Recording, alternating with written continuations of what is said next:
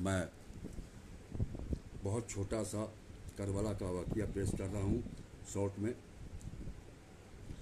میرے دوستوں اور بزرگوں، شاید کہنے سننے میں غلطیاں ہو جائیں تو معاف کریں، لیکن جو میں نے پڑھا ہے، جیسا پڑھا ہے حدیثوں میں یا قرآن میں، اسی طریقے سے میں بیان کر رہا ہوں.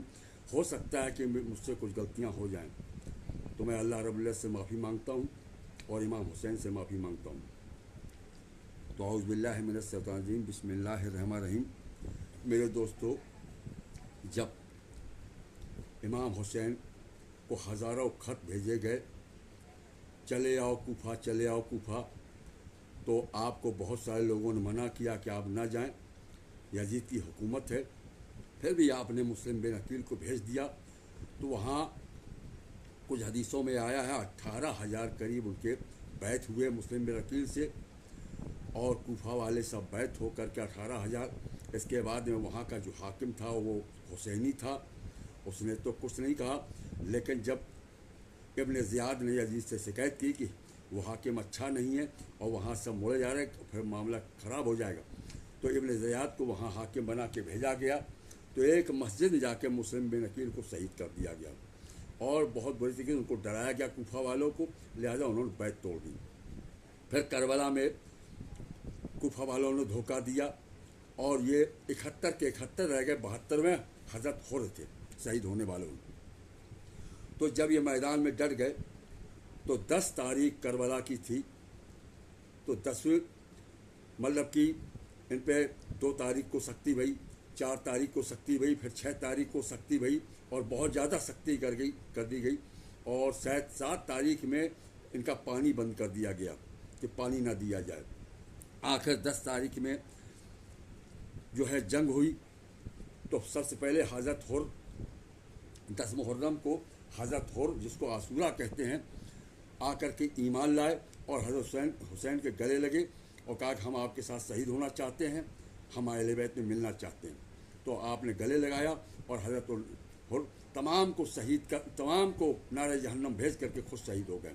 اس کے بعد میں باری باری سے علی اکبر، حضرت قاسم اور تمام شہید ہو کر کے لاسٹ میں جب عابد بیمار کا معاملہ آیا تو حضرت امام حسین نے روک دیا کہ تم نہ جاؤ، اور تم اگر نہیں رہو گے تو کون بتائے گا کہ کربلا میں کیا ظلم ہوا. اور جب امام حسین کا نمبر آیا تو انہوں نے بھی ہزاروں کی تعداد میں لوگوں کو نعرہ جہنم بھیج دیا. اور عباس علمدار نے بھی پانی لینے گئے، ان کے دونوں بازو کٹ گئے، اور کٹنے کے بعد پھر بھی پانی اچھالا اور کا نام لوگ پھینک دیا پانی کو. چاہتے تو پانی کا نام لے کے چلے آتے، اور چاہتے تو اگر حضرت سکینہ اپنا دوپٹہ اچھال دیتی تو پانی ان کے پاس چلا آتا. اگر حضرت حسین اوپر آسمان تب دیکھ لیتے تو کربلا میں پانی پانی ہو جاتا، لیکن ایسا کچھ نہیں. آخر میں حضرت امام حسین کو بھی جب نماز کا ٹائم آیا عصر کا، تو اوپر اللہ کی رب العزت کا حکم آیا، اے حسین رک جاؤ. آپ رکے اور نماز کا وقت آیا، اذان ہوئی. جب سجدے میں آپ گئے تو آپ کو بھی شہید کر دیا. وہ جو سمر تھا ملعون، کہتے ہیں کہ 16 حج بھی اس کے نام تھے، اور حافظ قرآن بھی تھا، اور ایک صحابی کا بیٹا بھی تھا جس نے ان کے اوپر خنجر پھیرا اور شہید کر دیا. سر نیزے پہ ٹانگا گیا، اور ٹانگنے کے بعد میں جب یہ سب شہید ہو گئے تو جب گھوڑوں سے روڑنے کے نمبر آیا تو شیر آ کے کھڑا ہو گیا وہاں پہ، جو امام حسین کا پالا ہوا شیر تھا، اور اس نے نہیں روڑنے دیا. آخر کار ان کا سر کاٹ کر کے الگ کر کے وہ نیزوں پہ ٹانگے گئے، اور 36 بازاروں سے گھما کر کے اور کوفہ لے جایا گیا